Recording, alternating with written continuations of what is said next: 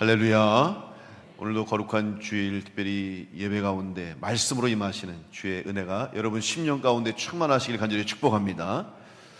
이제 이번 주에 광복절이 있습니다. 그래서 오늘 오후에 이제 기독교연합회에서 광복절 기념 예배를 드리는데, 저희 교회는 또 교회 학교 여름 행사가 있어서 보고 예배가 있어서 참여하지는 못합니다만은, 다시 한번 우리나라 위해서 여러분 기도해 주시고, 특별히 우리나라 하나님이 정말 보호하시고 인도하시는 나라입니다. 하나님이 지켜주지 않으면 여기까지 올 수가 없어요. 그래서 오늘 우리 호산나 찬양대가 또 그런 귀한 나라와 민족을 위한 찬양을 한 것처럼, 여러분 항상 기도할 때마다 우리 나라와 민족과 더 나아가서 북녘 땅까지 긍휼히 여기고 통일되고, 또 그 땅에 죽어가는 영혼들, 고통 가운데 신음하는 영혼들 위해서 기도하면서 우리나라 다시 한번 하나님이 보호하시는 나라로 또 새롭게 되는 역사에 있을 수 있도록 기도하는 여러분 될 수 있게 간절히 축복합니다. 사도행전을 통해서 우리는 하나님의 구원의 역사, 또 성령의 역사와 일하심이 어떻게 진행되고 있는가를 지금 계속 살펴보고 있습니다.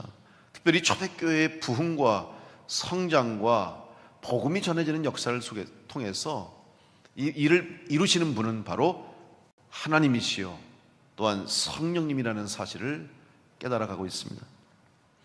초대교회에 물론 헌신자들이 있었습니다. 사도들과 제자들과 성도들에 의해서 교회가 세워지고 부흥이 일어나고 가는 곳마다 구원의 역사가 있었습니다. 그러나 그들 역시 그 일을 할 수 있었던 것은 바로 주님이 함께 하시고 성령의 능력으로 가능했던 것입니다. 온전한 하나님의 섭리와 계획 속에 성령의 능력과 역사를 통해서 이 모든 일들이 이루어졌음을 우리는 깨닫게 됩니다. 한마디로 말씀드리면 주님이 하신 일이다 하는 것입니다. 특별히 오늘 사도행전 11장의 이 본문의 말씀은 우리 기독교의 역사 속에서 아주 중요한 역사적 의의를 가지고 있는 그런 말씀입니다. 최초의 교회인 예루살렘 교회 이후에 이방 땅에 세워진 안디옥 교회를 통해서 구원의 문이 열려지고 구원의 폭이 넓어지는 그런 새로운 출발이 됐습니다. 뿐만 아니라 안디옥 교회에서 처음으로 믿는 성도들과 제자들을 통해서 사람들이 그리스도인이라고 하는 호칭을 처음 듣게 됐습니다. 그래서 그때부터 예수 믿는 성도들, 하나님의 백성들, 구원받은 성도들을 향해서 그리스도인이라고 하는 말을 듣게 되었고, 지금까지도 우리는 그리스도인이라고 고백할 수가 있게 된 것이죠. 그래서 아주 중요한 기독교의 역사 속에서 바로 그리스도인이라고 하는 말을 처음 듣게 된 것이 바로 이 안디옥 교회였다라고 하는 사실입니다. 그러면 안디옥 교회가 어떻게 이렇게 중요한 귀한 사명을 감당하며, 특별히 안디옥 교회를 통해서 복음이 세상 세계 열방을 향해서 나아갈 수 있는 복음의 전초기지, 선교의 전초기지가 될 수 있었는데, 어떻게 이런 교회가 될 수 있었을까? 오늘 본문의 말씀 보니까 안디옥 교회가 그 사명을 감당할 수 있던 이유는 바로 주님의 손이, 주의 손이 함께하는 교회라고 오늘 말씀하고 있어요. 주의 손이 함께하는 교회, 주님이 주인 되시는 교회, 주님의 은혜가 임하는 교회가 됐을 때 안디옥 교회가 주님이 세우신 교회로서 사명을 감당하게 되었습니다. 주의 손이 함께 하신다는 말은 주님께서 보살피신다라고 하는 말입니다. 주님이 보살펴 주시고 주님이 인도하시고 주님이 이끌어 가시는 교회가 되었기 때문에 안디옥 교회가 복음을 전하는 데 있어서, 특별히 이방 민족을 향해서 땅끝까지 복음 전하는 새로운 역사를 시작할 수 있는 귀한 교회가 되었던 것입니다. 안디옥 교회뿐만 아니라 이 땅에 세워진 모든 교회 역시 주의 손이 함께 하시는 교회, 주님이 보호하시는 교회가 될 때만 그 교회가 진정한 교회로서의 사명을 감당할 수 있습니다. 이유는 바로 주님이 교회의 주인 되시기 때문입니다. 바로 교회의 주인은 예수 그리스도이시라는 사실이죠. 우리 교회는 주님의 교회입니다. 오늘 우리 교회의 주인은 바로 예수 그리스도이심을 고백하면서 오늘 성도인 우리들 역시 주인 대신 예수 그리스도의 명령에 따라서 각자 우리에게 주신 사명을 감당하며 마지막 부탁하신 땅끝까지 주의 복음 전하는 일에 쓰임받는 우리 교회와 모든 성도들 다 될 수 있기를 간절히 축복합니다. 그러면 어떻게 이 주님의 교회인 바로 안디옥 교회와 같이 주의 손이 함께하는 교회가 되기 위해서 주님께서는 어떻게 이 안디옥 교회 가운데 돌보시는 역사를 주셨고, 또 이 땅에 세워진 모든 교회가 주의 손이 함께 하시는 교회가 되기 위해서 어떻게 주님께서 교회를 돌보시고 성도들을 돌보시는가를 함께 생각하며 은혜를 나누려고 합니다. 첫째로 주님께서는 교회를 통하여서 복음을 전하시며 영혼을 구원할 수 있도록 주님의 돌보심을 허락하시기 위해서 작은 자도 귀히 쓰십니다. 지금까지 우리는 사도행전 강해를 통해서 이 초대교회였던 예루살렘 교회와 성도들의 신앙을 살펴보았습니다. 그런데 자세히 살펴보면 볼수록 초대교회의 성도들의 신앙과 또한 초대교회의 모습은 완전하지 못했음을 우리는 깨닫게 됩니다. 모든 것이 잘 갖추어지고 또 모든 것이 준비된 곳이 아니었습니다. 특별히 초대교회 성도들의 신앙을 보면 제자들도 마찬가지입니다. 사도들도 마찬가지입니다. 여전히 이전에 유대교 중심의 신앙, 율법 중심의 삶, 구습을 포기하지 못했던 제자들과 성도들의 모습을 볼 수 있습니다. 주님의 말씀을 믿고 순종한다고 하면서도 복음을 전하고 교회를 세워가는 일에 편협했던 그들의 신앙을 발견하게 됩니다. 유다민족과 유대인뿐만 아니라 주님의 부탁하신 말씀대로 유대와 사마리아와 땅끝까지 이르러 내 증인이 되라고 주님이 부탁하셨는데, 예루살렘 교회와 성도들은 유대 땅에만 머물렀어요. 예루살렘 교회 안에만 머물렀어요. 바로 옆에 있는 사마리아와 더 나아가서 이방 민족과 땅끝까지 복음 전하는 일에는 최선을 다하지 못했다는 것을 알게 됩니다. 사도행전 8장에 스데반이 순교를 당하고 스데반 순교 이후에 교회에 큰 핍박과 박해가 찾아왔습니다. 이 일로 인해서 성도들은 어쩔 수 없이 흩어지게 됐습니다. 피신하게 되었고 목숨을 구하기 위해서 어쩔 수 없이 멀리 외국으로 나가게 됩니다. 바로 이런 박해와 핍박이 오히려 복음을 전하는 새로운 기회가 되었다고 생각해 봤습니다. 결국 어쩔 수 없는 상황으로 인해서 또 고난과 고통 속에서 복음이 전해지는 역사가 시작이 되었습니다. 이것은 무엇을 말씀합니까? 예루살렘 교회 자체적으로 또 초대교회 그들의 뜻에 의해서 복음이 외국에 전해진 것이 아니라는 것이죠. 철저하게 하나님의 계획 속에 성령의 인도하심 속에 이루어진 일입니다. 주님께서 한 사람 한 사람을 통해서 이방인과 이방 땅을 향한 복음의 문을 열어가고 계셨음을 또한 우리는 깨닫게 됩니다. 베드로가 복음을 전하게 된 것, 그리고 특별히 만나서는 안 된 이방인들과 함께 거하고 함께 먹고 마셔서는 안 될 그런 이방인들과 함께 거하면서 복음을 전했던 것도 역시 성령의 인도하심 속에서 이루어졌다는 사실입니다. 오늘 말씀 본문의 20절, 그 중에 구브로와 구레네 몇 사람이 안디옥에 이르러 헬라인에게도 말하며 주 예수를 전파하니. 안디옥 교회의 시작을 말하는 거잖아요. 그런데 안디옥 교회 시작이 누구에게서부터 시작됐냐? 사실 이름도 없습니다. 어떤 성도가 어느 제자가 시작된 게 아니에요. 보니까 구브로와 구레네 몇 사람이라고 했는데 이 구브로와 구레네는 지역 이름입니다. 이방의 지역을 의미하는 것이요. 아프리카 먼 북아프리카 있는 지역이죠. 그런데 거기에 사는 누가가 아니에요. 그냥 거기 출신, 인종과 자기 지역의 출신만 기록했지 누가 안디옥 교회를 시작하고 어떤 사람이 헌신했는지를 기록하지 않았다는 것이죠. 결국 이름도 없는 성도들에 의해서, 무명의 성도들에 의해서 안디옥 교회가 개척되고 시작되었다는 사실입니다. 모든 교회의 시작은 다 미약합니다. 한 성도의 가정에서, 문간방에서, 월세집에서, 또 집도 없으면 천막을 치고, 선교지에 가면 사람들을 불러 모아놓고 그냥 나무 그늘 아래에서 복음을 전하면서 교회가 시작이 됩니다. 보잘것없는 사람들에 의해서 보잘것없이 시작하는 경우가 많습니다. 하지만 비록 적은 자들이 모이고 보잘것없는 사람들에 의해서 초라하게 시작했지만, 주님의 이름으로 주님의 말씀을 듣고 믿음으로 기도하며 성령의 능력을 의지하여 눈물로 피땀 흘려 헌신하고 충성함으로 주님의 교회가 든든히 세워지게 되는 것입니다. 이 땅의 모든 교회가 거의 그렇습니다. 우리 교회도 이렇게 좋은 교회, 큰 교회로 성장하고 세워질 수 있었던 것은 적은 성도들이 모여서 기도하고 기쁨으로 헌신하고 주의 교회를 위해 충성하고 믿음으로 헌신했기 때문에, 교회를 세울 때 모든 걸 바쳤잖아요. 시간을 바치고 물질을 바치고 정성을 바치고, 내 집을 져야 되는데 내 집 질 돈을 주의 전을 위해서 성전 짓는 데 다 바쳤어요.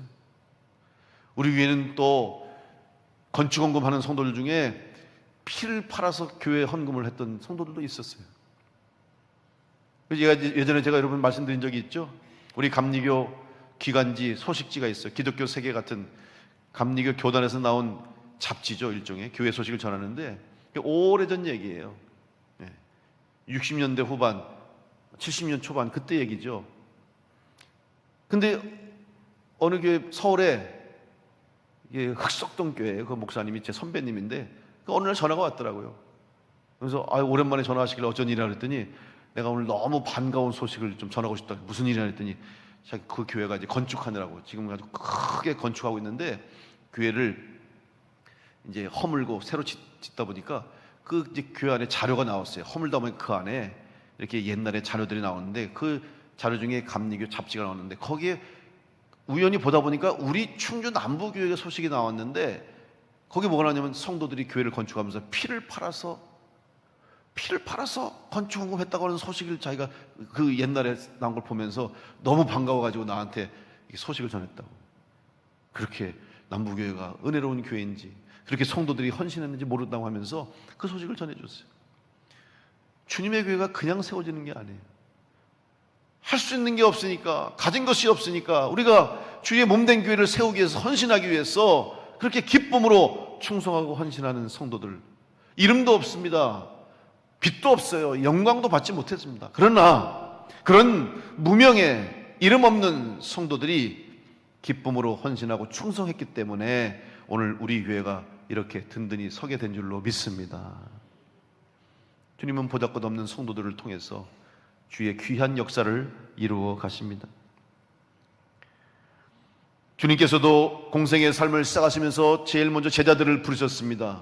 그리고 제자들을 통해서 앞으로 복음이 전해지고 예수 그리스도 십자가의 구원의 은혜를 전하시기 위해서 제자들을 선택하셨는데, 어떤 사람들 선택했습니까? 많은 사람들에게 이 귀한 일을 맡기려면 남보다 더 능력이 있고, 혹은 남보다 더 많은 것을 가졌고, 남들보다 더 많은 지식이 있고 지혜가 있고 권력이 있고 힘이 있는 사람들을 쓰신다면 더 효과적으로, 더 빨리 잘 될 수도 있었겠습니다.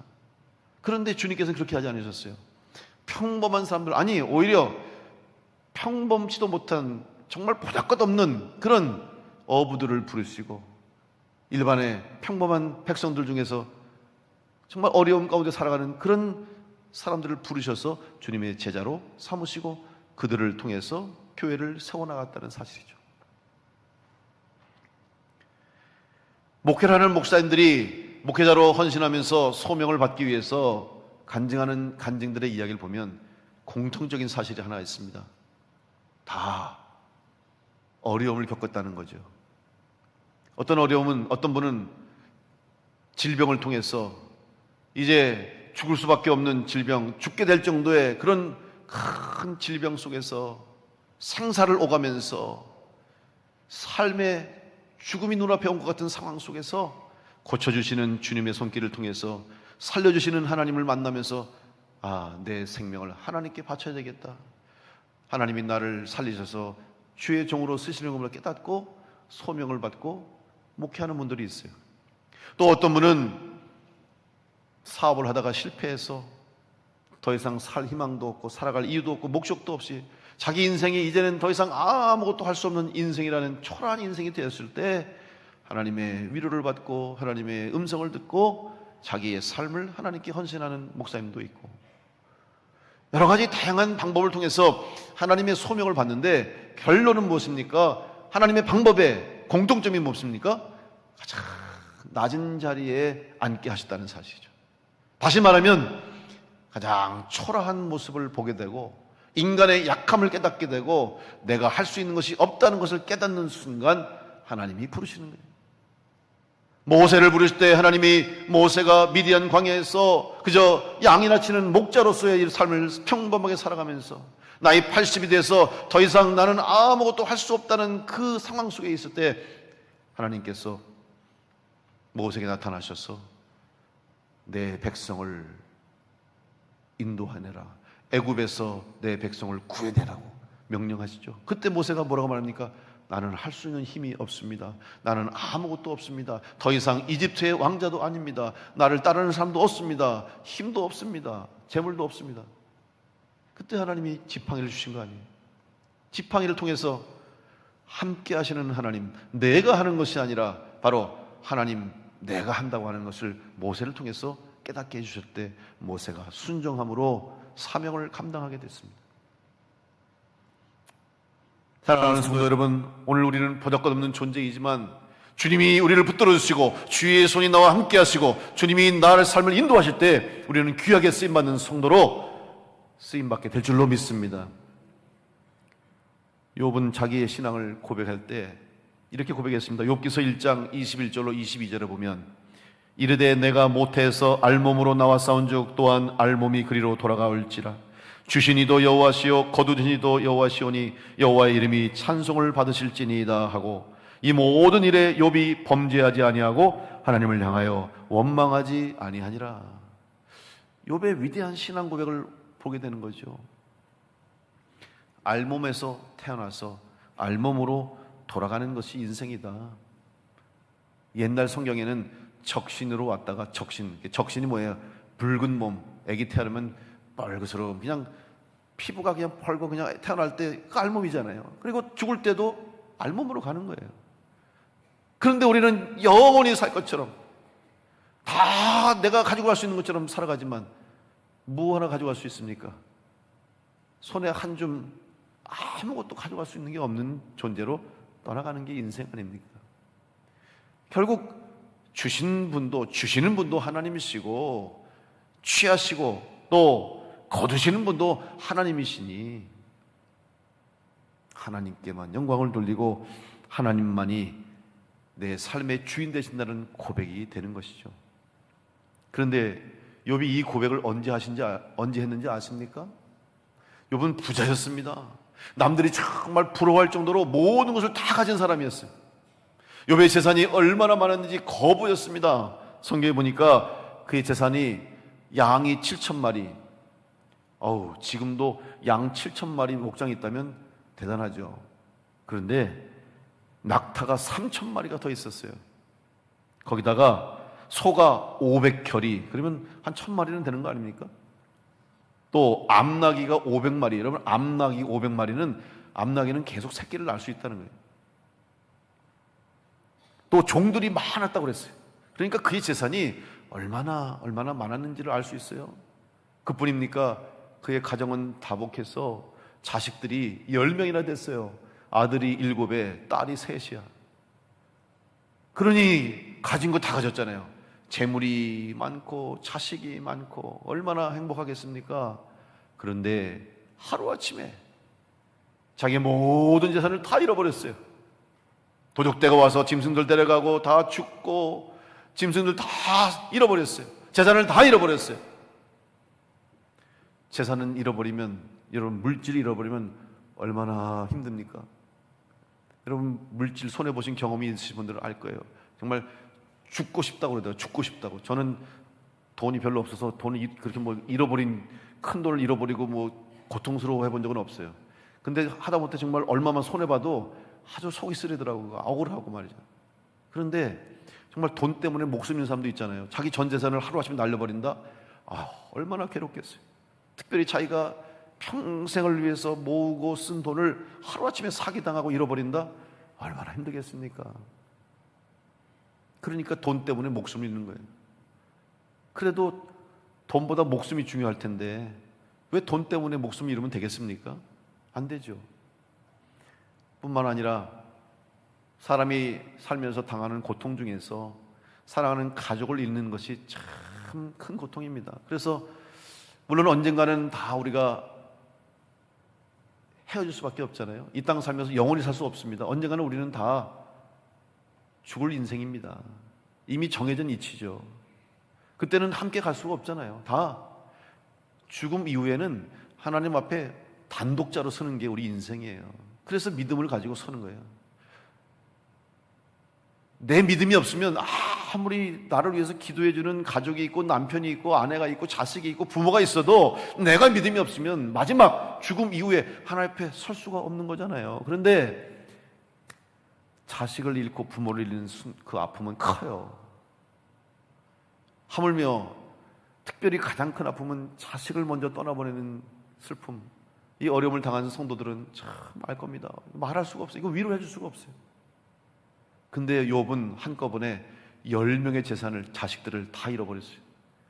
10명의 자녀들이 맏아들 집에 모여가지고 파티를 하는 거예요. 그냥 식사를 하고 연회를 베풀고 참 기쁘게 놀고 있는데 사막에서 광풍이 불어가지고 그냥 그 지붕이 무너져 버려가지고 한꺼번에 10명이 다 죽었어요.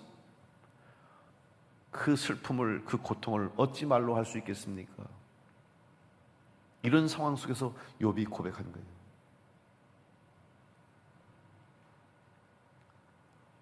그때 욥이 깨달은 게 뭡니까? 내 것은 아무것도 없구나. 지금까지 다 내 것으로 여겼는데 내 것이 아니구나. 나에게 주신 재산도 재물도 자식까지도 내 것이 아니구나. 하나님이 주신 것이구나. 하나님의 것이구나라는 것을 깨닫는 순간 욥은 하나님을 향해 찬양하고 하나님을 향한 믿음을 고백하게 되었습니다. 비록 우리는 작은 자로, 이름 없는 자로 살아가지만 주님의 손에 붙잡힌 인생이 되고 주님이 돌보시는 인생이 되면 우리는 더 이상 보잘것없는 존재가 아니고 초라한 인생이 아니라 가장 가치 있는 인생, 가장 복된 인생, 가장 존귀한 자로 살아가게 될 줄로 믿습니다. 그것이 바로 주님이 우리에게 주신 은혜라는 사실이죠. 이 사실을 깨닫고 이 진리를 깨닫기 때문에 성도들은 그 어려운 가운데서도 기쁨으로, 감사함으로 삶을 살아갈 수 있었던 거예요. 우리 부모님, 우리 앞세대, 우리 성도들 가운데도 연세가 많으신 분들 얼마나 힘든 시간을 살았어요.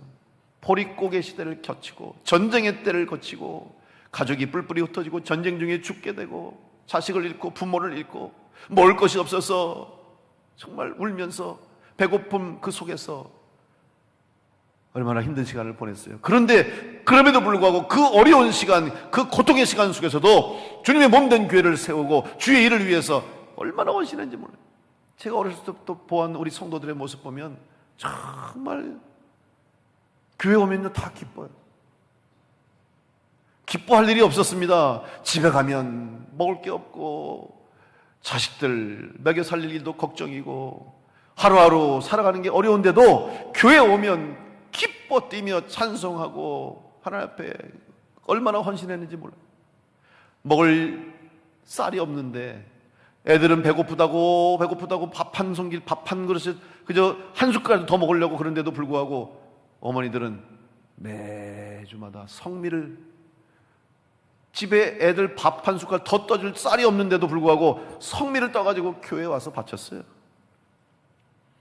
돈이 없어도 돈만 생기면은 11조하고 주님 교회를 위해서 헌신했어요. 왜 그랬겠습니까? 모든 것이 다 하나님의 것이고 하나님이 주시지 않으면 살아갈 수 없다는 것을, 이 진리를 알았기 때문에 우리의 부모님과 우리의 믿음의 선배들은 바로 보잘것없는 존재였지만, 초라한 존재였지만 주님의 존귀한 자가 돼서 주의 제단을 세우고 하나님의 영광을 드러나게 된 줄로 믿습니다. 사도 바울은 고백합니다. 고린도후서 6장 9절로 10절 말씀에 무명한 자 같으나 유명한 자요 죽은 자 같으나 보라 우리가 살아있고 징계를 받는 자 같으나 죽임을 당하지 아니하고 근심하는 자 같으나 항상 기뻐하고 가난한 자 같으나 많은 사람을 부유하게 하고 아무것도 없는 자 같으나 모든 것을 가진 자로다. 사도 바울의 고백이에요. 사도 바울이 복음을 전할 때마다 얼마나 어려움을 당했는지 몰라요. 환영받지 못했습니다. 칭찬받지 못했습니다. 때로는 감옥에 갇혔습니다. 매를 맞았습니다. 돌로 죽임을 당할 뻔했습니다. 원망을 받았고 누명을 쓰고 모함을 받고 절대 환영받지 못한 삶을 살았어요. 그럼에도 불구하고 사도 바울은 항상 기뻐하고 쉬지 말고 기도하고 범사에 감사라고 증거하면서 그 삶을 살아냈습니다. 왜 그랬습니까? 주님의 손이 나를 붙드신다는 확신과 주님이 나를 인도하신다는 믿음이 있었기 때문에 가장 낮은 자로 살면서도 그는 담대하게 존귀한 자로 복음 전하는 자의 삶을 살게 된 줄로 믿습니다. 이것이 바로 오늘 우리들의 삶이 되어야 할 줄로 믿습니다. 우리 성도들은, 우리 교회는 바로 주의 손이 함께하는 교회가 되므로 그 사명을 이룰 수 있음을 믿고 겸손하게 주의 손을 의지해서 살아가는 여러분 될 수 있기를 간절히 축복합니다. 두 번째는 하나님의 은혜를 보여주시는 삶을 살 수밖에 없어요. 하나님이 우리에게 원하시는 것은 우리를 통해서 하나님의 은혜가 드러나기를 원하고 계시는 거예요. 바나바가 안디옥 교회에 가서 헬라인들에게 동일한 하나님의 은혜가 임하는 것을 봤어요. 그러면서 깨달은 게 뭐야? 하나님의 구원의 역사는 동일하구나. 유대인들에게만 임하는 것이 아니라 이방인들에게 동일하게 임하는 것을 깨달으면서 십자가의 구원의 은혜는 모든 사람에게 동일하게 주시는 하나님의 선물임을 선포합니다. 우리 교회는 이 세상에 믿음 없는 모든 사람들, 아직 구원받지 못한 많은 영혼들에게 하나님의 구원의 은혜가 그들에게 주신 선물이요, 그들에게도 동일하게 역사하시는 구원의 은혜요 능력이 됨을 선포하는 교회와 성도가 되어야 할 줄로 믿습니다. 제자들을 통해서, 성도들을 통해서 부활하신 예수 그리스도께서 살아계심과 성령을 통해서 죽어가는 영혼을 살리시고 치유하시는 하나님의 은혜를 보여주셨습니다. 은혜를 받고 살았다는 것이고 은혜가 있어야만 사는 것인데 그 은혜를 잊기가 너무 쉽다는 사실입니다. 그래서 옛말에도 원수는 물에 새기고 은혜는 돌에 새겨라 라는 말이 있지 않습니까? 왜 은혜를 돌에 새기라고 그랬습니까? 얼마나 은혜를 잊고 살았으면, 또 은혜 잊는 것이 얼마나 쉬웠으면 돌에 새기라고 말할 정도로 은혜를 잊지 말고 기억하라고 얘기하는 거예요. 구약에서 하나님의 복을 받는 비결을 말씀합니다. 하나님의 복을 받기 위해서 비결은 하나밖에 없습니다. 하나님의 말씀을 기억하고 또 은혜를 기억하는 자가 되는 것이 복 받는 비결이에요. 다윗이 죽을 때가 됐습니다. 그래서 자기 아들 솔로몬에게 유언을 남겼어요. 마지막으로, 여러분, 사람이 마지막에 남기는 말은 가장 소중한 말이잖아요. 꼭 해주고 싶은 말, 꼭 전해주고 싶은 말을 마지막에 남기는데 다윗이 솔로몬에게 마지막으로 남긴 말이 무엇입니까? 열왕기상 2장 1절로 3절에 보면 다윗이 죽을 날이 임박하며 그의 아들 솔로몬에게 명령하여 이르되 내가 이제 세상 모든 사람이 가는 길로 가게 되었노니 너는 힘써 대장부가 되고 내 하나님 여호와의 명령을 지켜 그 길로 행하여 그 법률과 계명과 율례와 증거를 모세의 율법에 기록된 대로 지키라. 그리하면 내가 무엇을 하든지 어디로 가든지 형통할지라. 형통의 복을 받으려면 하나님 말씀을 기억하고 잊지 말고 그대로 지키고 살아라, 그 말씀이에요. 다윗이 깨달은 게 그거예요. 다윗이 얼마나 고생했습니까? 흔한 말로 산전수전 다 겪었어요. 수없는 죽음의 위기를 넘겼잖아요. 어려운 일들을 많이 당했습니다. 그럼에도 불구하고 그가 깨달은 결론은 뭐냐? 너 뭐 공부를 해라, 힘을 가져라, 권력을 가져라, 그게 아니잖아요. 하나님의 은혜를 잊지 않고 하나님 말씀을 잊지 않고 기억하라. 이게 바로 다윗의 유언 아닙니까? 사도 바울은 복음 전도자로서 마지막 순교의 순간까지 구원해 주신 하나님의 은혜와 사랑을 잊지 않고 기억했기 때문에 끝까지 복음 전도자의 사명을 완수할 수가 있었습니다. 그래서 바울은 기회가 될 때마다 교회와 성도들에게 자기의 간증을 했습니다. 자기의 신앙을 고백했습니다. 그러면서 그 고백 속에는 하나님의 은혜라고 고백하고 있어요. 고린도후서 15장 9절로 10절에 나는 사도 중에 가장 작은 자라 나는 하나님의 교회를 박해하였으므로 사도라 칭함받기를 감당하지 못할 자니라. 그러나 내가 나 된 것은 하나님의 은혜로 된 것이니 내게 주신 그의 은혜가 헛되지 아니하여 내가 모든 사도보다 더 많이 수고하였으나 내가 한 것이 아니요 오직 나와 함께 하신 하나님의 은혜로라. 오늘 우리에게 하나님의 은혜가 없었다면 우리는 구원받지 못했을 것이고 천국의 소망을 갖지 못했을 것이고 영생을 얻을 수가 없다는 사실을 다시 한번 기억하시면서 하나님의 은혜를 받은 자로, 그 은혜를 기억하는 자로 살아갈 수 있기를 간절히 축복합니다. 마지막 세 번째로, 주님의 손이 함께 하시는 교회, 돌보시는 교회와 성도가 되기 위해서는 우리 주님께서는 필요한 사람을 우리에게 보내주신다는 사실을 기억하십시오. 하나님께서 하나님의 뜻을 이루시기 위해서, 주님의 교회를 돌보시고 세우시기 위해서 때를 따라 필요한 은혜를 주시는데, 그 은혜 속에는 필요한 사람도 있고 필요한 물질도 있고 필요한 방법도 주신다는 사실입니다. 결국 하나님의 선택이라고 하는, 하나님이 섭리하신다는 거예요. 우연히 된 것이 아닙니다. 어쩌다 일어난 일이 아닙니다. 이미 하나님이 계획하시고 예비하신 일이라는 사실을 기억하십시오. 그래서 필요한 때에 필요한 사람과 필요한 방법을 주시는 거예요. 오늘 여러분들이 이 자리에서 예배드릴 수 있는 것, 어쩌다 보니 내가 우리 교회 나오게 됐고, 어떻게 살다 보니 내가 우리 교회, 이 교회에서 예배드린다, 여러분 그렇게 생각하시면 안 돼요. 여러분 한 분 한 분이 오늘 이 자리에 와서 예배드리며 우리 충주남부 교회, 우리 교회를 통해서 주님의 일을 위해 힘쓰고 주님의 영광을 드러낼 수 있는 성도가 될 수 있는 것은 다 하나님의 계획과 섭리, 하나님이 택해 주셨다는 사실을 믿고 깨닫고 감사와 기쁨 가운데 우리 교회를 통해서 이루시고자 하는 뜻을 이루시며 여러분의 신앙과 삶을 통해서 하나님의 구원의 역사를 이루어가는 성도들 될 수 있기를 간절히 축복합니다. 세상에 교회가 얼마나 많아요. 그런데 어떻게 우리 교회에 오게 됐냐?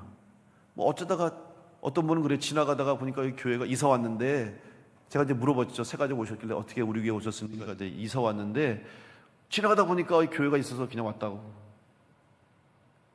어쩌다가 온 거라고 할 수 있는데 아니에요. 저는 그것조차도, 그분이 왜 하필 못 봤대, 그전에 저 바깥에 다니니까 교회가 안 보였는데 우연히 그 안으로 들어와서 가다 보니까 여기 이런 교회가 있어서 왔다. 그게 우연입니까? 다 하나님의 섭리에서 그날따라 이 길을 가게 하신 거예요. 그날따라 이걸 보게 하신 거예요. 우연히 된 일이 아닙니다. 어쩌다 된 일이 아닙니다. 오늘 우리들이 이 교회를 통해서 부르심 받은 것, 섬길 수 있는 것, 하나님의 계획과 섭리예요. 제가 목회하는 것도, 우리 교회에서 목회하는 것도 하나님의 뜻이 계시고 하나님이 필요하셔서 필요한 때에 저를 쓰신 것뿐이죠. 세상에 교회가 얼마나 많은데 제가 목회를 어디서 할지 저도 모르잖아요. 하나님이 보내시는 곳에 가서 목회하는 거예요. 목사님들이 종종 이제 교회 임지를 바꿀 때가 있어요. 그래서 여러 가지 이유 때문에, 상황 때문에 교회를 이렇게 이제 임지를 옮길 때가 있는데, 제가 그걸 보면요, 정말 하나님이 하셔야지 사람이 하는 게 아니더라고요. 사람이 뭐 다 약속하고 될 것 같고 다 됐다가도 갑자기 안 되고, 도저히 안 될 것 같은데도 또 되게 하시고, 이게 사람이 하는 일이 아니에요. 하나님의 일이기 때문에 하나님이 하신다는 것을 깨닫게 됩니다. 오늘 우리 교회를 통해서, 특별히 여러분을 통해서 하나님이 하신 일이 있음을 믿고 그 하나님의 일에, 하나님의 계획 속에 기쁨으로 순종하며 쓰임받는 여러분 되시길 간절히 축복합니다. 물건 하나를 선택할 때도 여러분이 선택하는 것 같지만 어떻게 보면 내가 생각한 대로 안 될 때가 많잖아요. 전혀 예상치 못했던 일들이 얼마나 많습니까? 제가 차에서 이렇게 선글라스를 끼거든요. 운전할 때 이제 눈이 부시니까. 그럼 보통 그런 안경 하나 쓰려면 그래도 고민하고 선택하고 해야 될 텐데, 저는 우리 교회 안경점 하시는 분이 있으니까 거기 가서 안 하면 혼났기 때문에 제가 거기 가서 꼭 안경점을 잘 하는데, 안경을 택하는데, 그렇다고 뭐 어디 예를 들면 공항에 가서 면세점 가서 좀 싸니까 또 좋은 거 구입할 수도 있고, 또 해외에 어디 가서 또 좋은 데 가서 그렇게 계획을 가지고 구입할 수도 있잖아요. 그런데 지금 제가 쓰는 안경 가만히 생각해 보니까 이게 왜 여기 와 있는지 생각하니까 너무 신기한 거예요. 왜? 제가 그걸 어디서 샀냐면요, 태국 가서 샀어요. 태국도 선교지 갔다가, 방콕도 아니고 저기 꼭대기 치앙마이를 가서 샀는데, 왜 그런지 아십니까? 제가 안경을 깜빡 놓고 안 갖고 온 거예요. 그래서 그냥 너무 태국에 또 햇빛 세니까 어쩔 수 없이 안경을 사야 되는데, 뭐 어디 지나가다가 저기 들어가자, 그냥 그때 들어가가지고 안경 좀 찾아가지고 그냥 산 거예요. 근데 그거 사가지고 제가 지금 차에서 놓고 매일매일 내가 쓰는 게, 제가 거기서 안경을 샀다, 내가 여기서 안경을 사가지고 매일매일 차를 타고 다니면서 선글라스 껴야 되겠다, 그 생각하고 샀습니까? 어떻게 하다 보니까 샀는데 그것도 그 사소한 물건 하나도 선택하는 것조차도 내 생각과 계획대로 되지 않았다는 거죠.